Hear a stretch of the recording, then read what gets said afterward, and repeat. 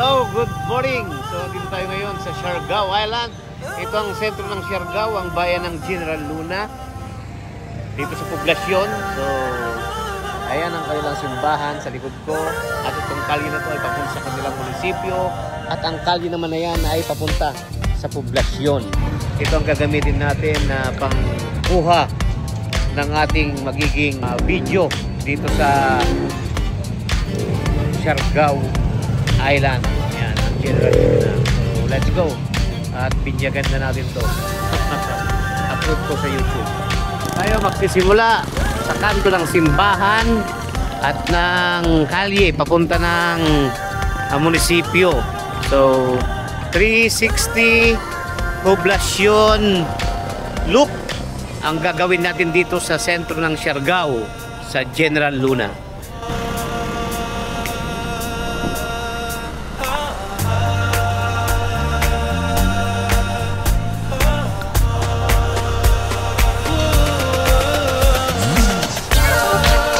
Ito ang sentro ng Siargao kung saan narito ang mga tambayan or nandito ang nightlife ng mga turista. So pag gabi dito talagang makikita mo na napakaraming turista ang nag-iinuman, nag-happy-happy sa haba ng kalsada na to. Okay.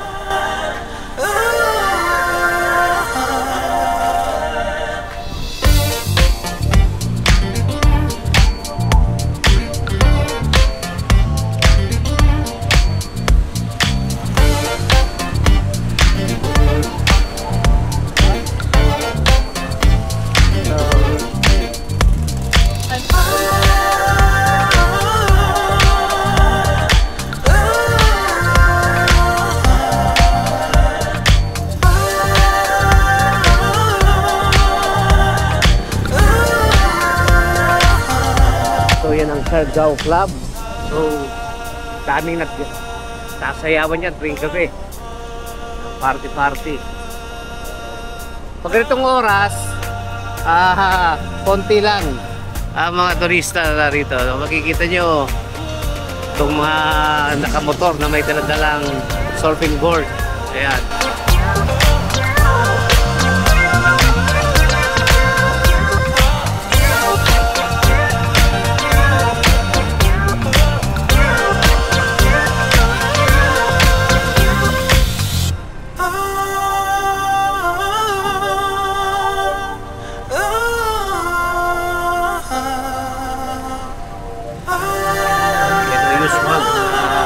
Style ng mga turista dito.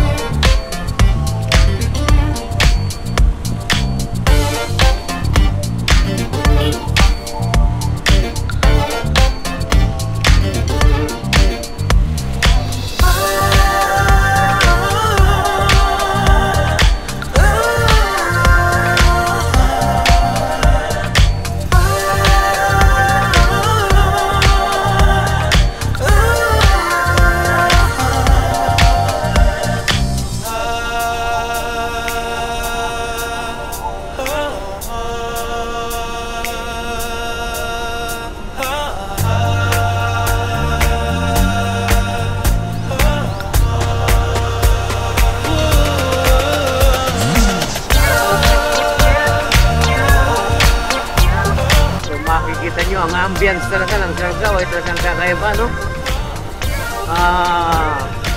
Nilalayo talaga dito ay ang kanilang malakas na alon kung saan ka makakapag-surfing. Yun ang dinadayo ng mga turista dito. At sumunod ay yung napakagandang ambience na nature talaga.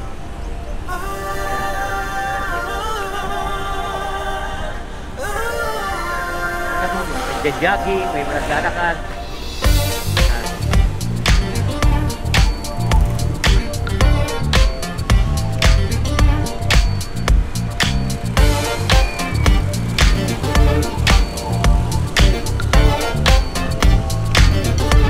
Sa pagtatansya ko, nasa 6 kilometer ang haba ng kalsada na ito dulo-dulo. And kung kapag sinuma mo naman yung kanyang circumferential road, siguro aabutin niya ng mga 10 kilometer or 11.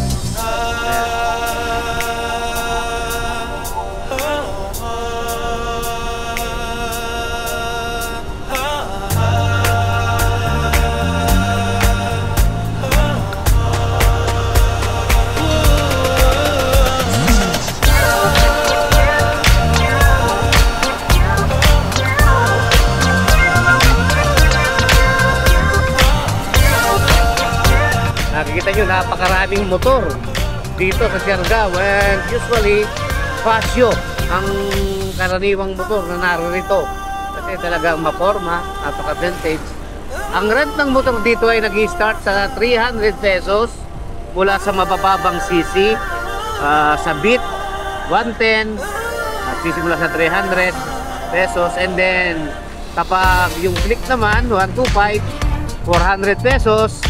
Itong Pasio, 500 pesos per 24 hours ang rent ko po dito. Yan. Ikaw ang magagas, siyempre. Ayan. Malapit na tayo dun sa may surfing area, sa may Cloud9. Ayan.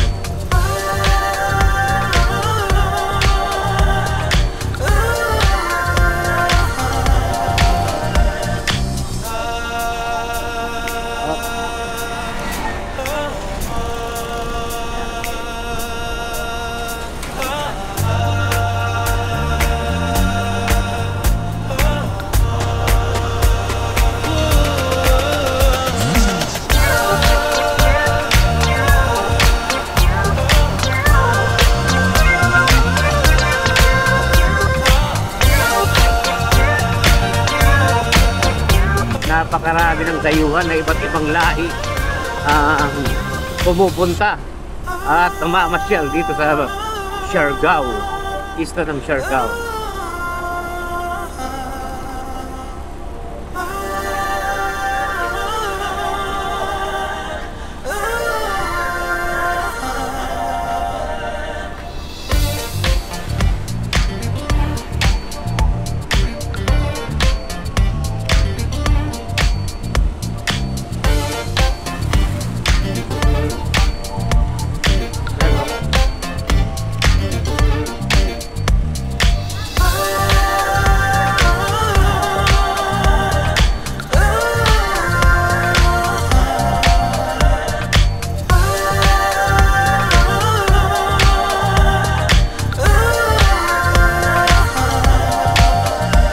Chapel.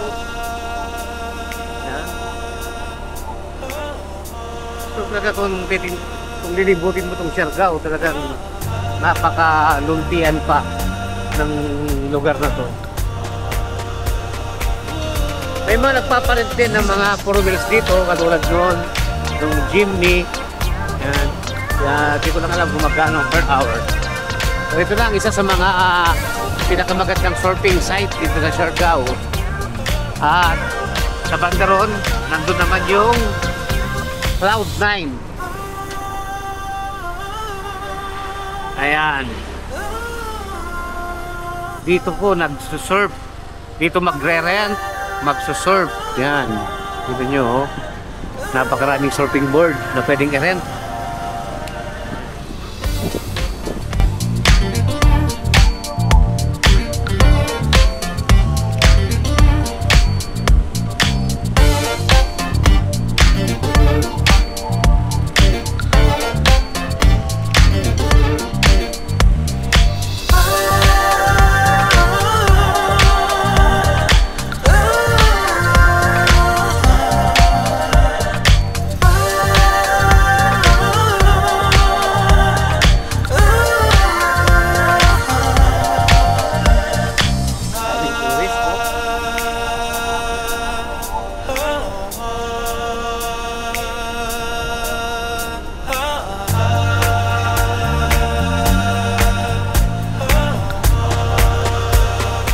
Ito ang pinakadulo ng kalsada na to at liliko ka na dyan kasi yan, dagat na yan to. At yan, ang coffee shop ni Andy Eigenman ng Kanaway Surf Shop and Coffee Shop, yan. Kay Andy Eigenman yan.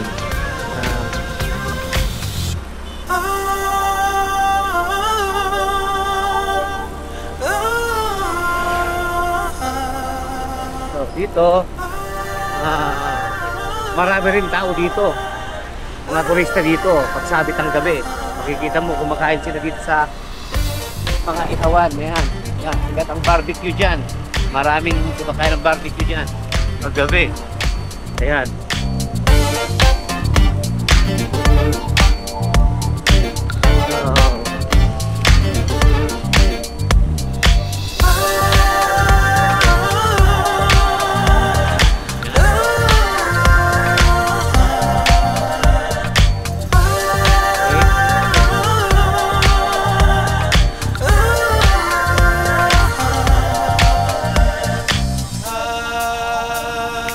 Okay, ito na ang 360 kukumpleto sa ating 360 route ng Poblacion Loop ng Siargao.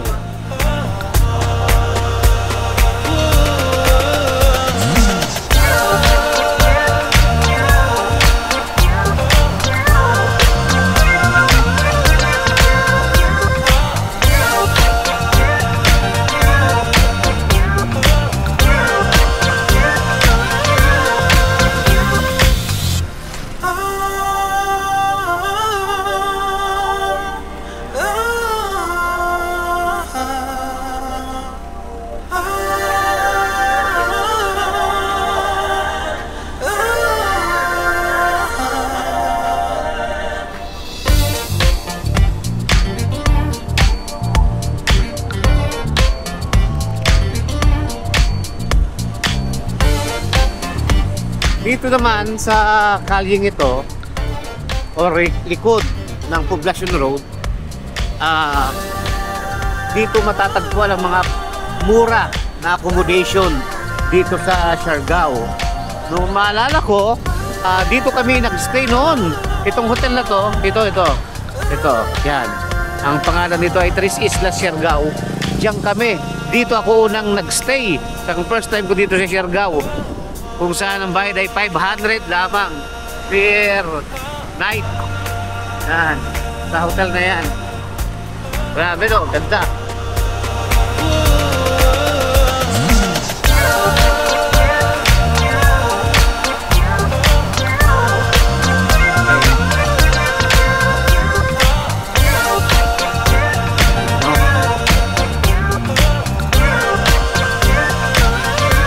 Laundry shop.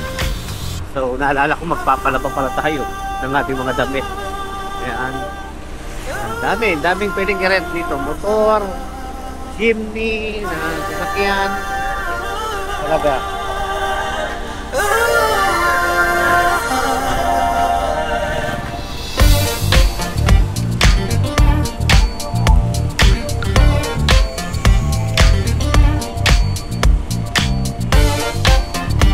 Ang Siargao, may enjoy mo lamang to kapag kayo ay nag-rent ng motor. At dapat marunong kayo magmotor, ano? Dahil mahal ang magrenta ng mga tuk-tuk.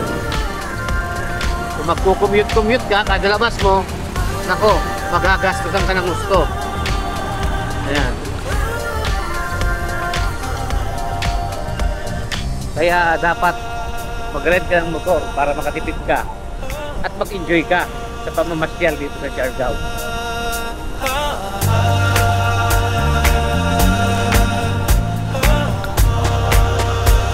Ayan.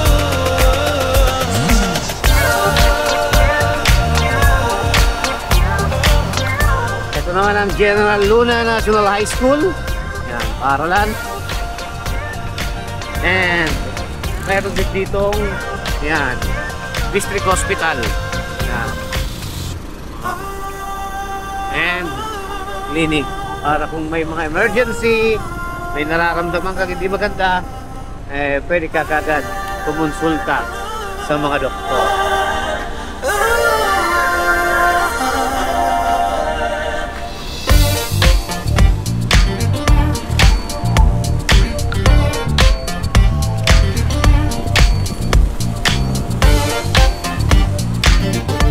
mag-iingat lang po tayo kapag tayo nagpumotor dito sa isla ng Siargao. Sapagkat napakaraming mga aso dito sa kalsada. Pag yan ay nasagasaan mo, sigurado sisemplang ka. Oh. Yan. Ito.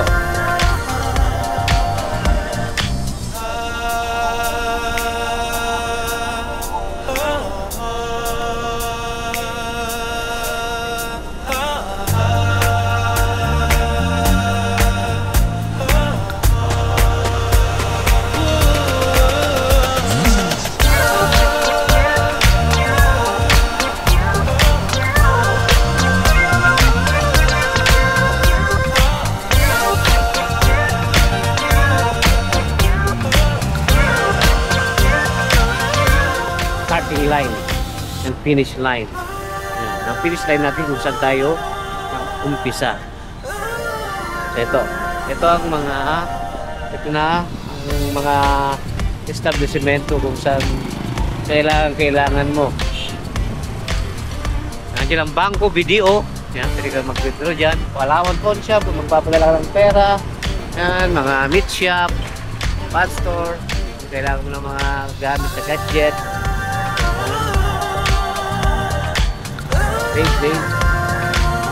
Clinic, tapos laundry shop,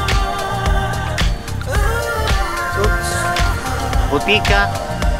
At ito ang isa sa pinakasikat na fruit shop dito sa sa Siargao. Ito. Dito ka makabili ng mga prutas, Azaria Fruits and Vegetable Store. Yan. And andito na tayo nakabalik na tayo sa ating Siargao Poblacion Loop. Ayan na yung simbahan. Okay. So hanggang sa ulitin mga kapatid.